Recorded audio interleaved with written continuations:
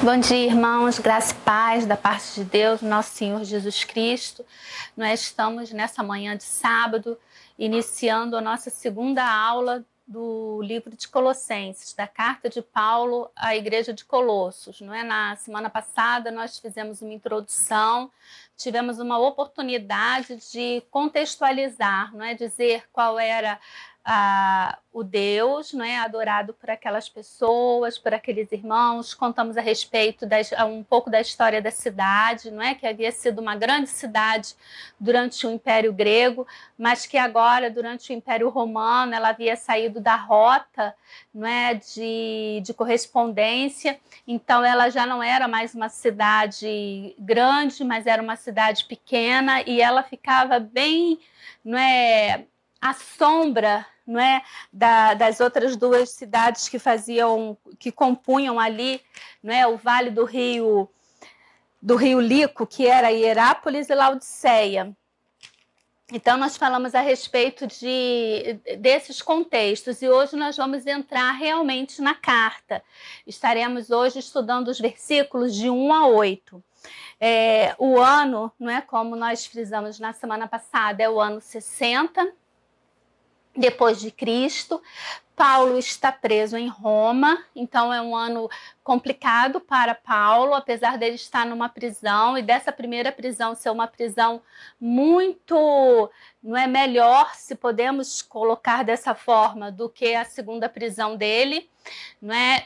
Nessa prisão ele está numa casa alugada, onde ele pode receber pessoas, e aí nós vimos na aula passada, né, no finalzinho da carta, quantas pessoas estavam ali com Paulo, né, porque quando ele vai dando as saudações finais, ele vai falar, não é, que Onésimo está com ele, Marcos está com ele, Epáfras está com ele, Timóteo está com ele, Lucas está com ele. Então ele tem ali um grupo de pessoas, né, um grupo de amigos com ele, um grupo de cooperadores, né? Um grupo de pessoas com as quais ele pode contar, e ele estando preso, essas pessoas podem sair e levar.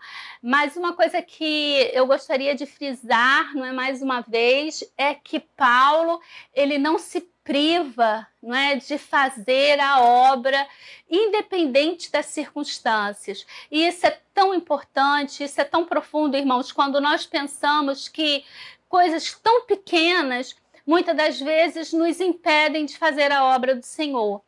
Paulo está ali, Paulo está preso, então ele podia se dar assim, né, a várias situações emocionais, mas o que Paulo faz é preencher a sua mente com a obra. Então o que Paulo faz é estar ali disponível, acessível para aqueles irmãos que quisessem ir até ele, levar ali as situações, né, em que estavam as diversas igrejas, e Paulo então se põe a escrever cartas para essas igrejas, para esses irmãos. Paulo nunca visitou a cidade de Colosso. Paulo não é o fundador da igreja em Colosso. A igreja de Colosso foi fundada por Epáfras.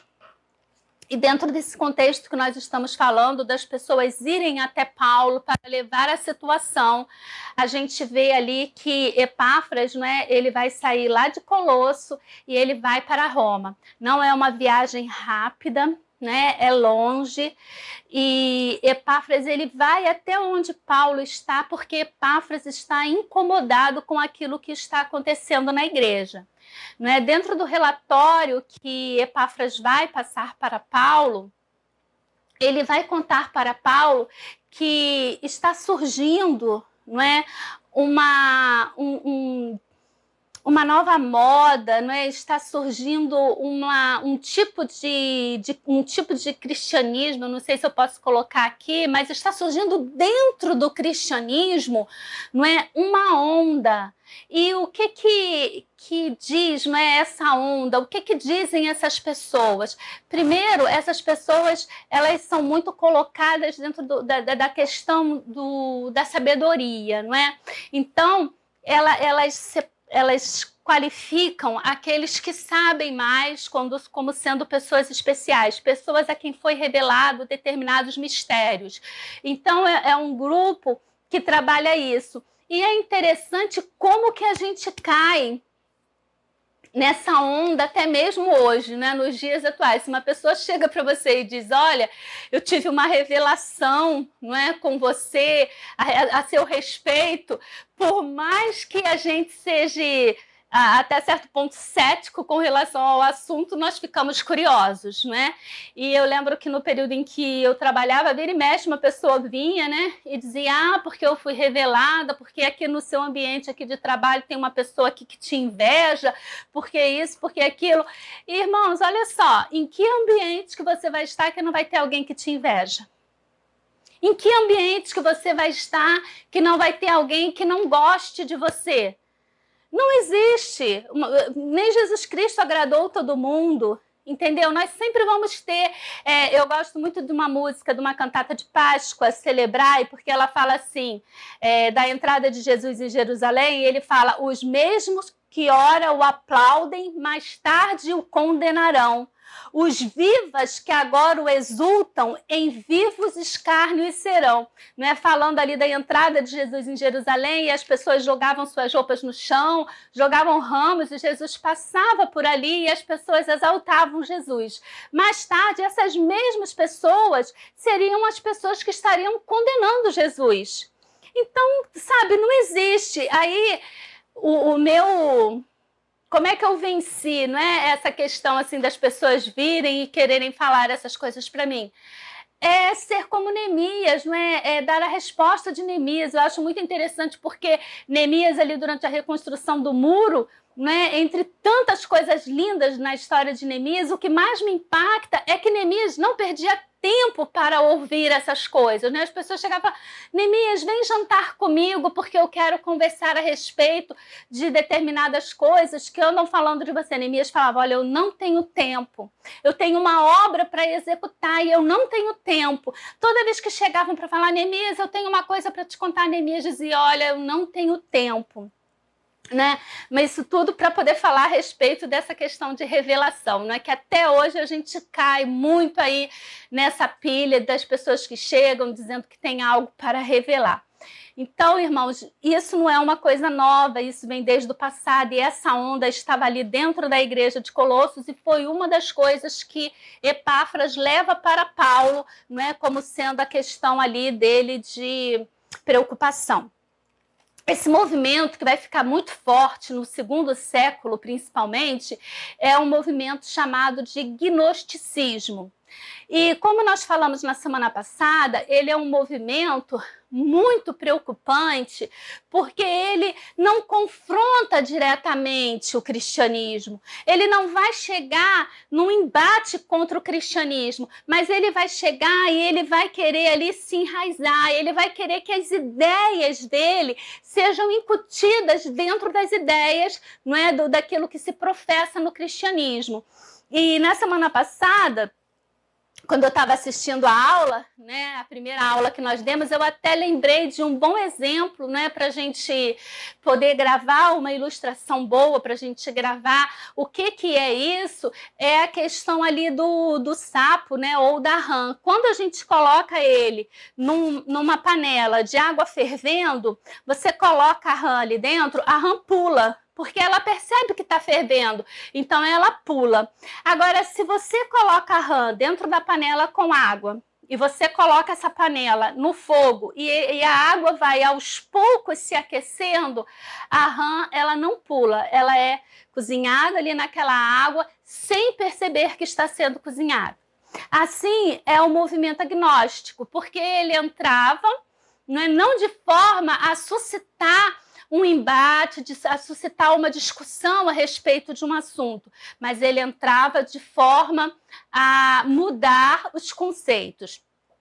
Um bom exemplo que nós temos a respeito das ideias desse movimento agnóstico é essa da sabedoria, do conhecimento, revelação, o culto aos anjos, que nós vamos estar tendo a oportunidade de estudar mais à frente. Mas uma das maiores heresias pregadas por esse movimento era a respeito de Cristo. Porque os gnósticos, eles diziam que Cristo não era Deus. Eles diziam que Cristo era uma espécie de demiurgo. O que é o demiurgo? É um Deus menor, porque eles diziam que a matéria é má e que Deus é bom. O Espírito é bom e a matéria é má. E o Espírito sendo bom, ele não poderia criar a matéria má, a matéria ruim. Então, que Deus, ele cria essa espécie de demiurgo, né? Essa espécie de Deus menor, não é? Um Deus de letra minúscula. Então, o demiurgo, ele é muito mais do que um homem, porque ele tem poderes, mas ele é menos do que Deus.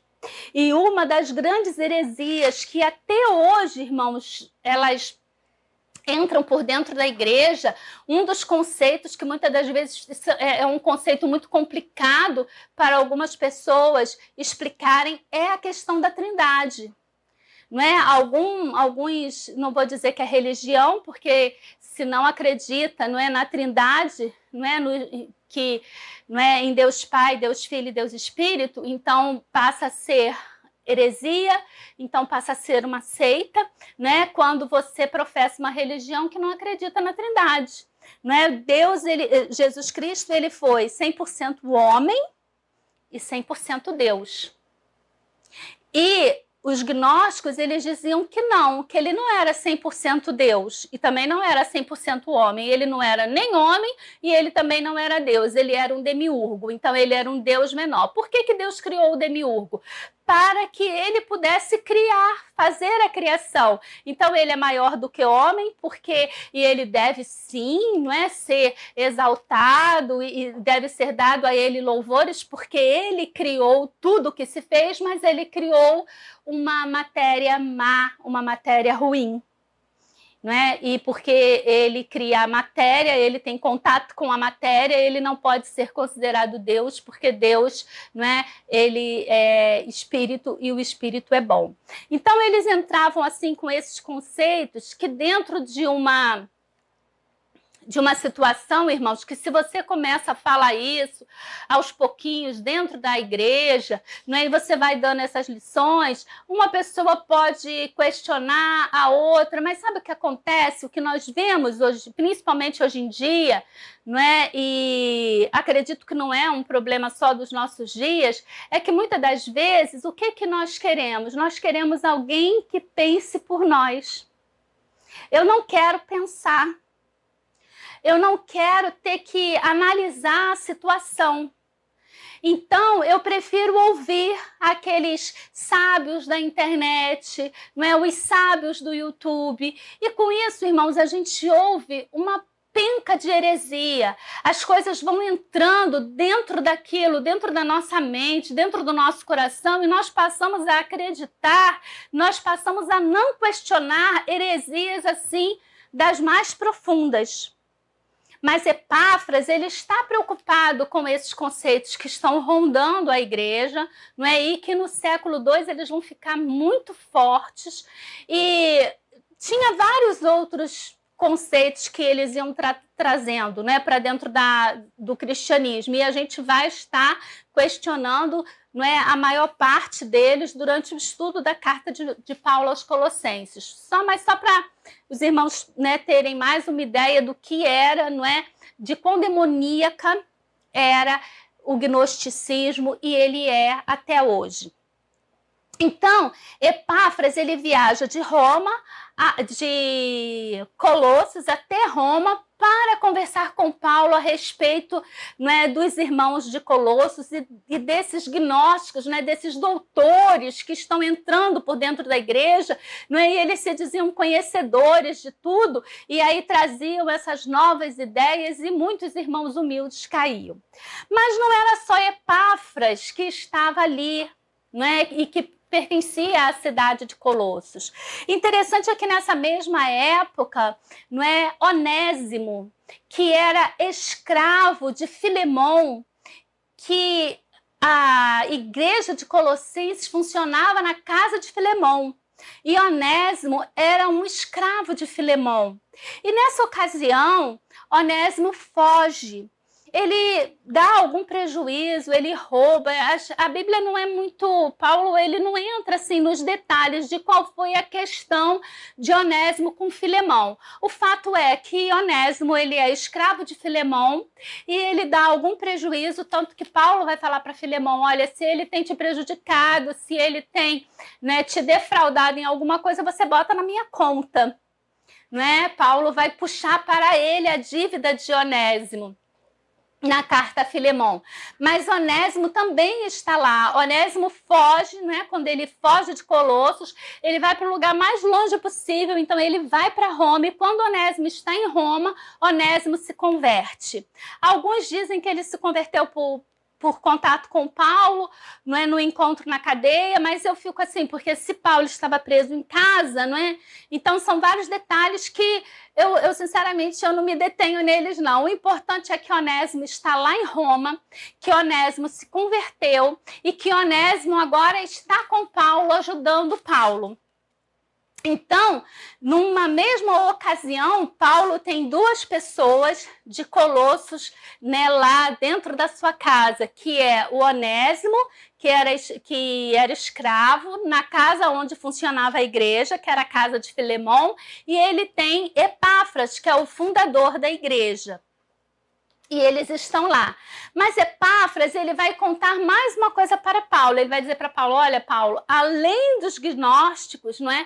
Além desse movimento aí herético que está se apossando de nossa igreja, a igreja está uma confusão.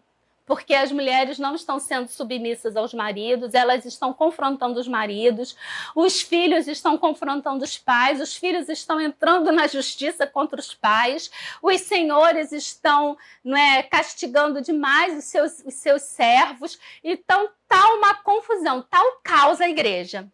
E é dentro disso, né, dentro desse perfil, dentro dessa situação, que Paulo vai escrever a carta a Colossenses. E ele vai escrever também, na mesma ocasião, a carta a Filemão, onde ele pede a Filemão que perdoe Onésimo. E ele vai devolver Onésimo, apesar dele dizer, olha, o Filemão, Onésimo para mim é muito útil, né? Ele me ajuda muito aqui, mas eu estou te devolvendo porque é o certo a fazer, ele é o seu escravo, né? E isso, só abrindo um parênteses, irmãos, isso é uma coisa muito importante dentro da igreja, porque nós temos a lei divina, não é?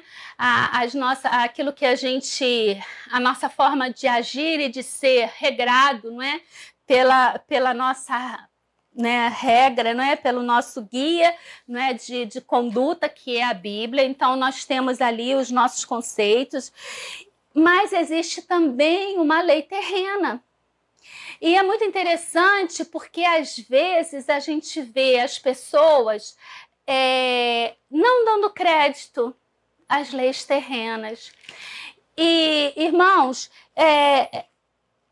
algumas coisas que acontecem, a pessoa pode se arrepender, a pessoa ela é perdoada, mas ela tem que responder judicialmente.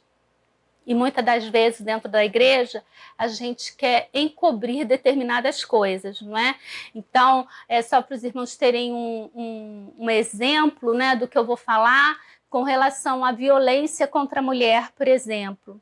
Não é? Muitas mulheres reclamam que ao procurar o pastor, não é? Ao procurar os líderes da igreja para falar que sofreram violência por parte dos seus esposos, eles mandam que elas apenas orem. Tem que orar, irmãos, tem que orar sim para Deus trabalhar na vida do seu esposo, para Deus, não é, poder ajudar nessa situação, mas ele também precisa ser denunciado, faz parte da lei. Não é só um exemplo para os irmãos poderem entender o que é que eu estou falando, e não é só com relação à violência contra a mulher, mas a gente tem várias outras situações em que isso acontece. Então, irmãos, esse é o contexto, não é? Falamos agora a respeito do contexto dentro da casa de Paulo, né? Paulo está ali com Onésimo,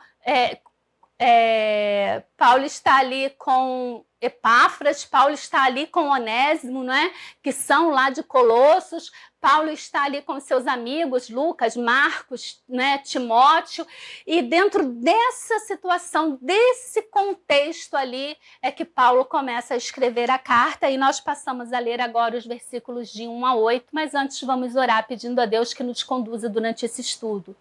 Senhor, muito obrigado. Muito obrigado pela oportunidade de estarmos estudando mais esses ensinos maravilhosos, ó Deus, que o Senhor inspirou o teu servo há tantos anos atrás em estar colocando.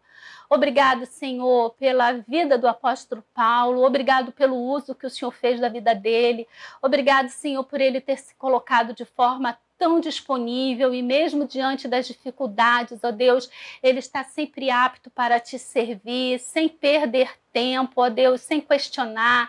Obrigado, ó Deus, por essa vida tão preciosa na tua obra. E, Senhor, nós te pedimos humildemente que nós possamos ser usados também, ó Deus, na tua obra, que nós possamos ouvir, entender aquilo que a tua palavra está dizendo, que nós possamos mudar o nosso comportamento, que nós possamos, Senhor, crescer, né, em espírito, em verdade, diante da tua palavra, e que nós possamos colocá-la em prática no nosso dia a dia. É o que nós te pedimos, te agradecemos, ó Deus, em nome de Jesus. Amém.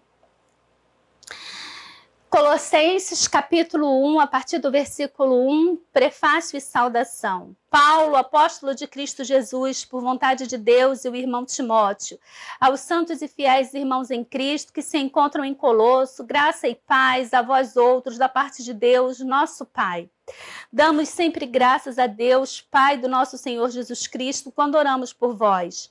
Desde que ouvimos da vossa fé em Cristo Jesus e do amor que tendes para com todos os santos, por causa da esperança que vos está preservada nos céus, da qual antes ouviste pela palavra da verdade do Evangelho, que chegou até nós, como também em todo o mundo está produzindo fruto e crescendo, tal acontece entre vós, desde o dia em que ouviste e entendeste da graça de Deus na verdade.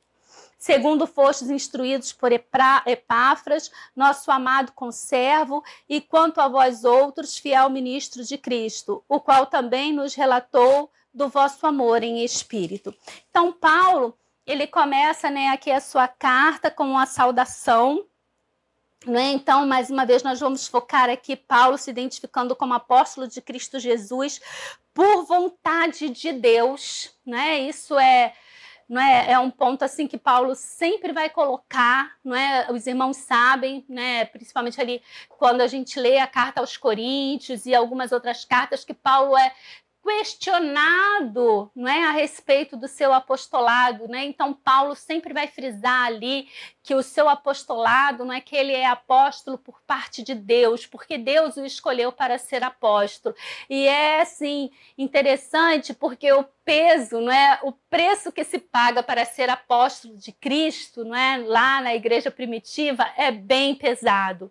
E hoje a gente vê, né, as pessoas se auto-intitulando apóstolo. Então, o apóstolo ali é por parte de Deus, não é? Paulo vai deixar que apóstolo de Cristo Jesus por vontade de Deus. Então, um homem, ele não pode se auto-intitular apóstolo e ele também não pode ser, né, consagrado como apóstolo por outro homem, porque Paulo ele vai deixar aqui bem claro que é da parte de Deus. Os outros apóstolos eram aqueles que haviam sido discípulos de Jesus, acompanhado Jesus, não é, durante todo o ministério de Jesus, vistos milagres.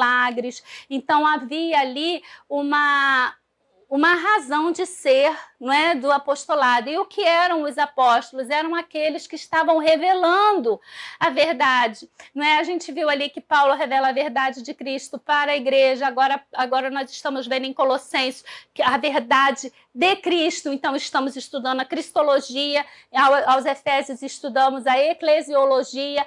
Toda a verdade que havia de ser revelada, ela já foi revelada, ela está contida aqui na Bíblia.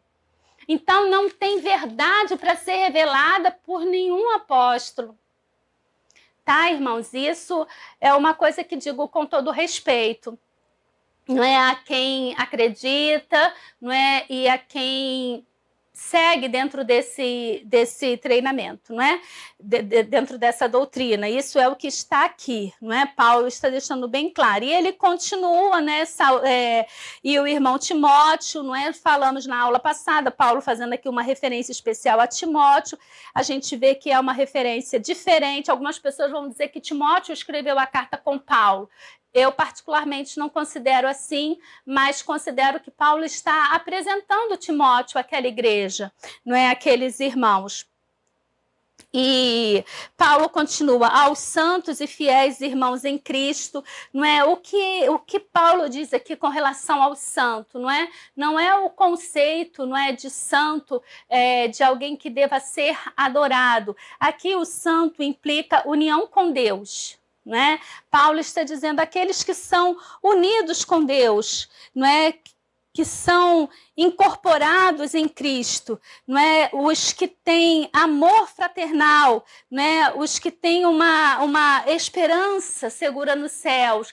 Então, é isso que Paulo está dizendo aqui, ó, aos santos, não é? Aqueles que estão unidos em Cristo, não é? Que tem união com Deus, fiéis irmãos, não é? Quando Paulo aqui, aos santos e fiéis irmãos em Cristo, não é? Fiéis irmãos em Cristo significa união dos cristãos, né? Aos santos, aqueles que estão unidos, presta bastante atenção, não é? Paulo vai dizer, olha, aos santos, não é? Então vamos colocar aqui, não é, o significado.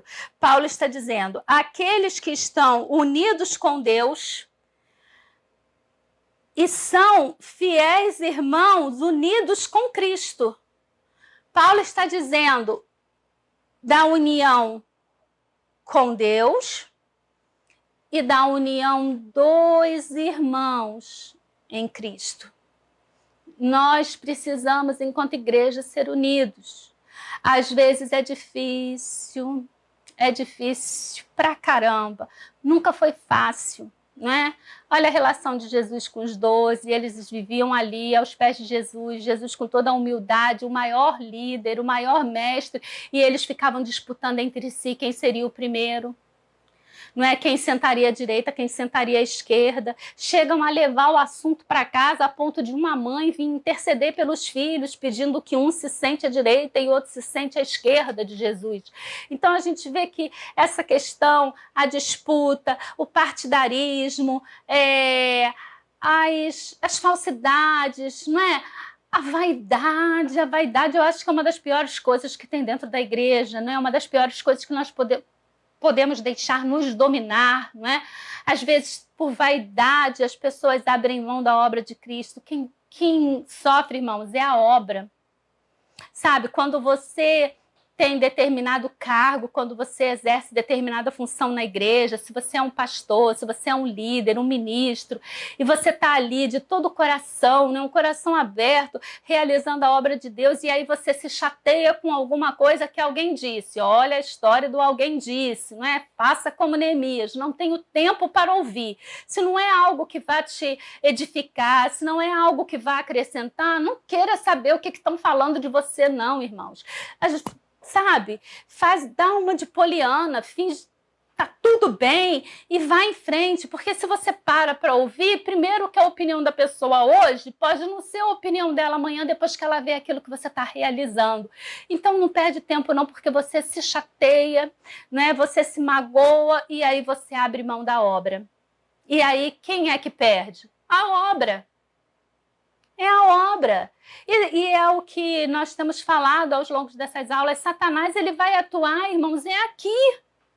Ele não está preocupado com quem está lá fora, não. Você pode dizer assim, mas eu já frequentei, não é, o espiritismo, eu já frequentei lá, né, determinada religião, determinado segmento, e lá se obedecia, e lá se respeitava, e lá ninguém falava nada. É claro, irmãos, porque se aquilo ali não é uma obra divina, Satanás já tá tudo certo, aquelas pessoas ali são do grupo dele, então ele não vai perturbar ali, ele vai perturbar aonde a obra é de Deus, porque é aqui, é nos lugares celestiais que ele ronda como leão, não é bramando como leão, procurando a quem possa tragar. O grande problema é quando a gente se percebe ter sido usado por Satanás. Isso é horrível. Sabe, quando você percebe que ele foi lá, que ele te cutucou e que você falou alguma coisa para alguém e que aquela pessoa ficou magoada, ficou entristecida.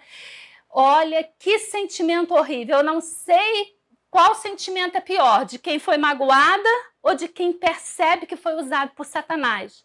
A questão é você se dar espaço, espiritualmente falando, para perceber que você errou.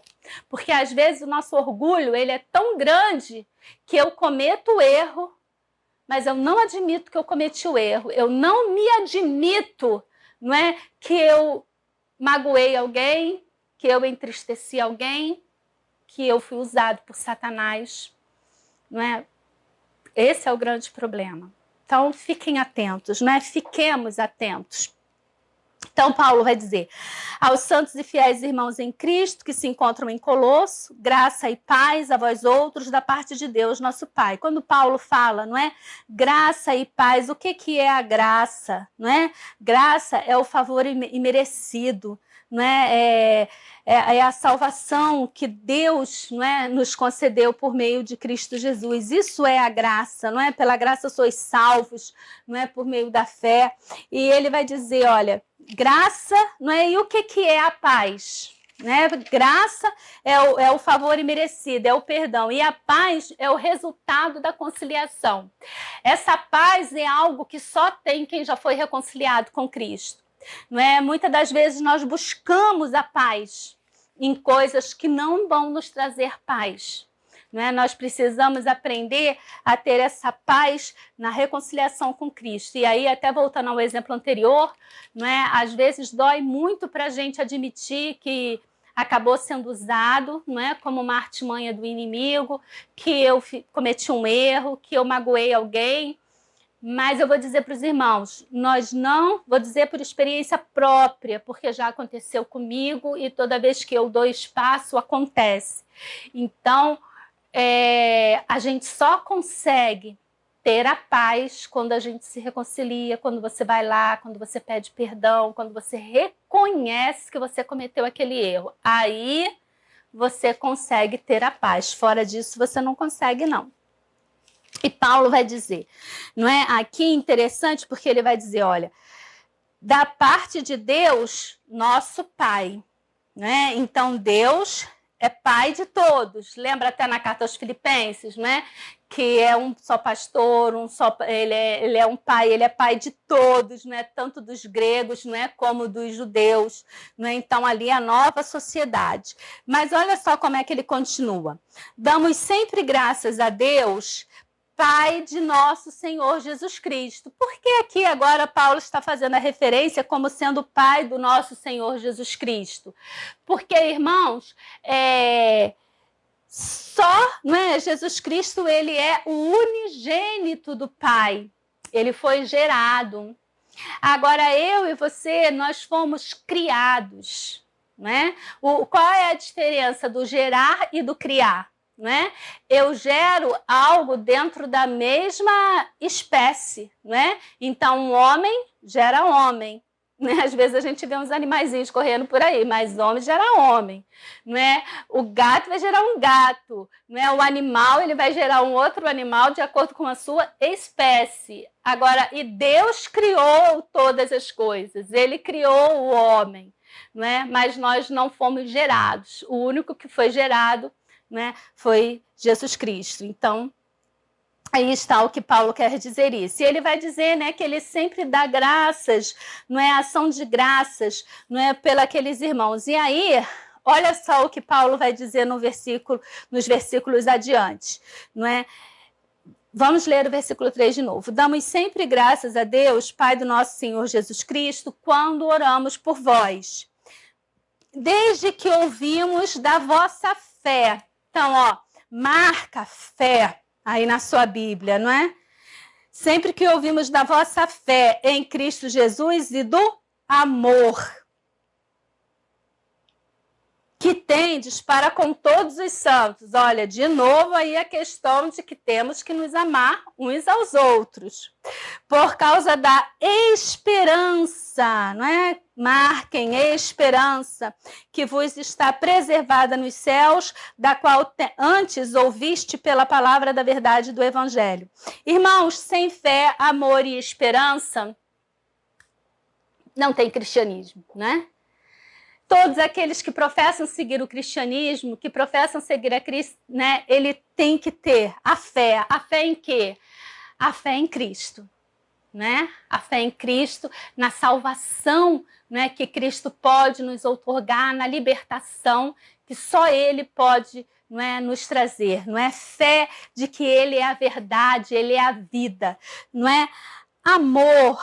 O amor que tendes para com todos os santos, amor que tendes para com todos aqueles que são unidos com Deus. Porque lembra que santo implica união com Deus? Escreve aí na sua Bíblia, ó, santo. Aí bota lá, igual, união com Deus. E aí quando você lê aqui, você acrescenta. Então Paulo está dizendo aqui, ó, desde que ouvimos da vossa fé em Cristo Jesus e do amor que tendes para com todos os santos. Então ele está dizendo do amor que tendes para com todos os que são unidos com Deus. Somos unidos com Deus, buscamos o mesmo alvo.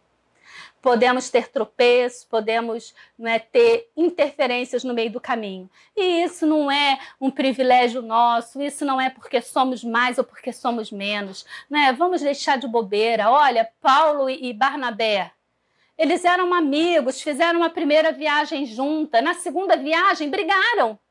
Barnabé queria levar Paulo, Barnabé queria levar Marcos, João Marcos, e Paulo estava intransigente, ele não queria João Marcos com eles.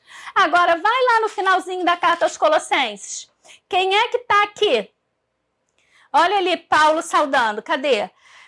Versículo 10 do capítulo 4. Saúda-vos Aristarco, prisioneiro comigo, e Marcos, primo de Barnabé, sobre quem recebeste instrução, se ele for ter convosco, acolhei-o.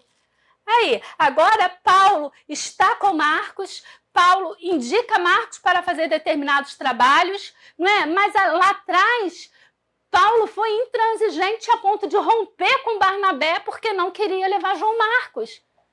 Então, irmãos, a problemática, a confusão, o desencontro de opinião, isso faz parte.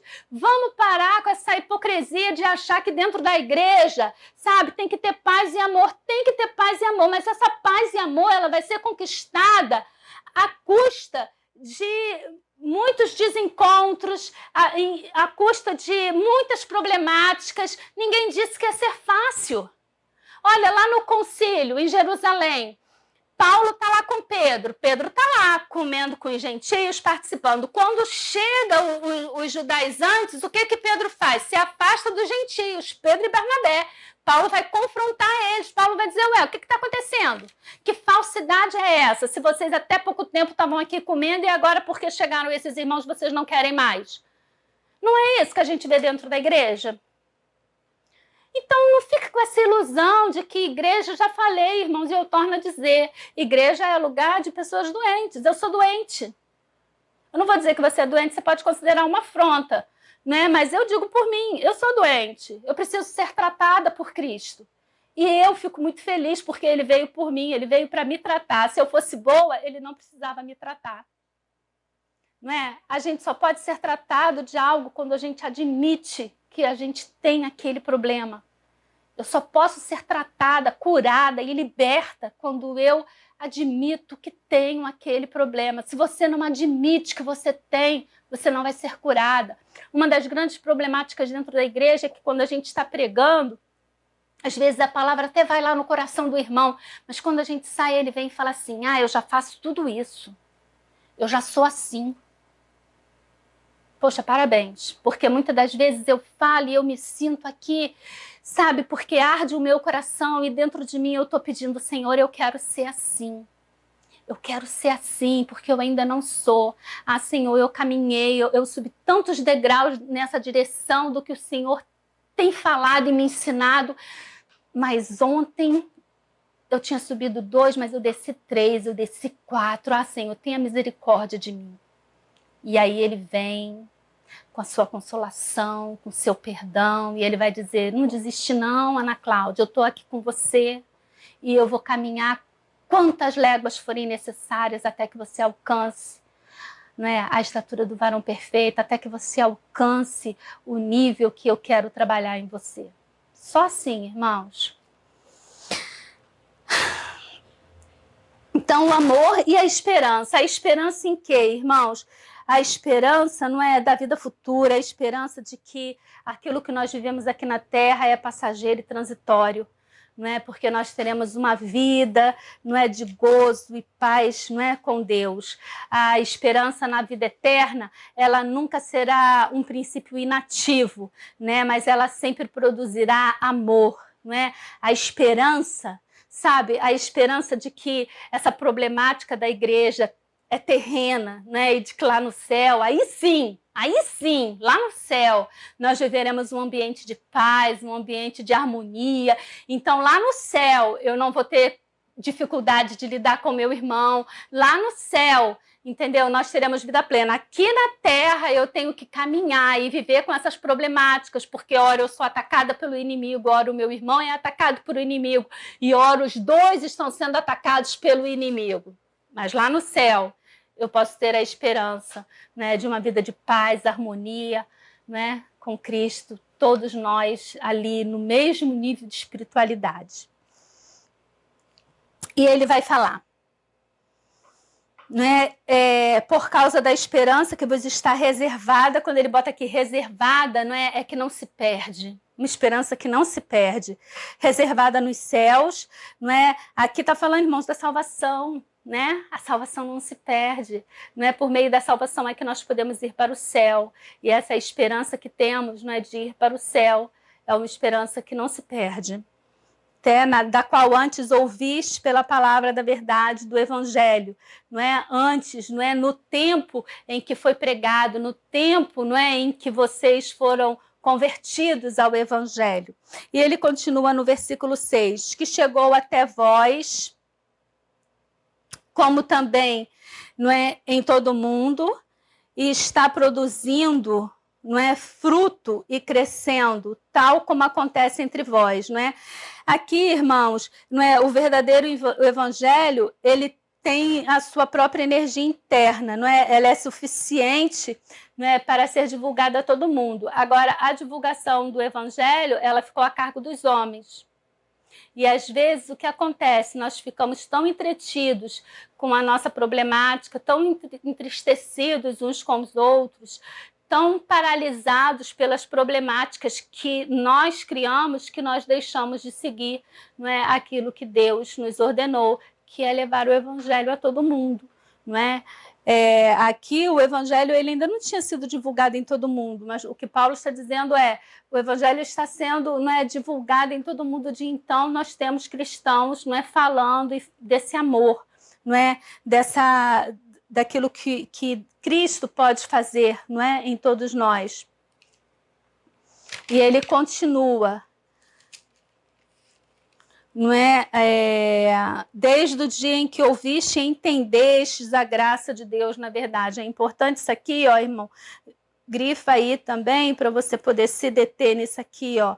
Ouviste e entendeste. O evangelho é assim, ele precisa ser entendido. Aí eu torno a falar a respeito da nossa, muitas das vezes, não é, preguiça em estudar a palavra, não é? Em entendermos aquilo que realmente, não é, a palavra de Deus fala aos nossos corações. E aí nós vemos tantas heresias, tantas bobagens sendo ditas dentro da igreja, porque nós não buscamos o conhecimento, não é? Então Paulo está dizendo aqui, ó, tal acontece desde o dia em que ouvistes e entendestes a respeito da graça de Deus. E ele vai continuar, segundo foste instruídos por Epáfras, né? E aqui Paulo, ele coloca aqui, né, que Epáfras foi que levou o evangelho para aqueles irmãos, nosso amado conservo. E quanto a vós outros, fiel ministro de Cristo. Sabe o que Paulo está falando aqui? Paulo está dizendo, olha, né, ele está validando, né, aquilo que Epáfras está pregando ali para aqueles irmãos, aquilo que Epáfras está levando, né, que aquilo que Epáfras fala é a verdade. Os outros, né, doutores, os outros sábios, né, eles não estão falando a verdade. Paulo valida, né, ali aquilo que Epáfras está levando para aqueles irmãos. E ele diz, olha, quanto a vós, Epáfras é meu conservo, não é? Epáfras é meu companheiro, Epáfras está fazendo aquilo que eu não posso estar fazendo nesse momento, porque eu não tenho como estar com os irmãos, mas Epáfras pode. Então, Epáfras, ele fala e eu garanto aquilo que Epáfras está falando, mas quanto a vós, né? Quanto a vós, Colossenses, Epáfras é o fiel ministro de Cristo, né? Achei isso aqui tão profundo, tão bonito, né? Porque ele valida Epáfras como conservo dele e como ministro, não é? Fiel ministro de Cristo aos Colossenses, não é? Glória a Deus, que, né, possamos ter fiéis ministros em nossas igrejas, não é? Servos realmente ali, não é? Da parte de Cristo Jesus, o qual nos relatou do vosso amor no Espírito, não é? E ele está falando ali, ele está introduzindo aquilo que ele vai começar a ser tratado, e os irmãos vão ver que em alguns momentos Paulo vai ser, né, vai ser Paulo, né? Paulo vai simplesmente ser Paulo, né? E ele está dizendo aqui, ó, Epáfras, ele me relatou aquilo que está acontecendo no meio de vocês. E essa carta, não é? Paulo começa a carta assim de boa, né? Saudando, dando graça e paz, né? E aí ao longo desses sábados a gente vai ver ali Paulo entrando a fundo, né, em alguns conceitos errados daquela igreja. Mas tudo isso por quê? Porque foi relatado, né? Isso é tão bonito, não é, irmãos? Se hoje nós também tivéssemos essa preocupação com as igrejas, não só a que pertencemos, mas também a outras, e orássemos, não é? E levássemos esses pedidos diante de Deus, para que Deus pudesse ter misericórdia, pudesse estar tratando, enviando obreiros fiéis, não é? Para estar ajustando obras que estão em desajustes, não é? Que o Senhor possa ter misericórdia de cada um de nós, que nós possamos ter uma semana abençoada, que você tenha um resto de sábado abençoado, que esse estudo, né, possa estar falando e alegrando o seu coração, que você possa orar pedindo a Deus que, não é, te mostre aquilo em que você precisa crescer, aquilo em que você precisa caminhar, que você esteja orando para que o Senhor possa estar trabalhando o amor, não é, pelos santos, não é, que nós possamos ter esse amor realmente. Agora nós estamos todos, não é, em lua de mel, porque estamos muito tempo sem nos encontrar e amanhã vamos nos ver no culto, não é? Então é só beijinho e abraço, sem beijinho e abraço, aliás, não é por causa do corona, né? Mas é só alegria. Mas conforme vem ali a convivência, nós acabamos, não é, deixando que os atritos entrem. Mas que nós possamos aproveitar esse recomeço, não é, e recomeçarmos ali com os nossos joelhos dobrados diante do Pai, pedindo a Ele que realmente a obra dele possa ser realizada por meio de nossas vidas e que nós não venhamos a dar espaço para o inimigo, não é, de forma a não fazer a obra ou atrapalhar a obra de Deus. Não é? Não esqueça de divulgar esse vídeo, dê um like, não é? Faça o seu comentário, não é? Porque isso é importante para a nossa divulgação. Amanhã nós estaremos ali, não é, na PIB da freguesia. Se você ainda não fez a sua inscrição, entre lá, não é, no site que foi programado para fazer a inscrição, faça a sua inscrição, nós poderemos ter 50 pessoas participando do nosso culto, teremos a ceia do Senhor.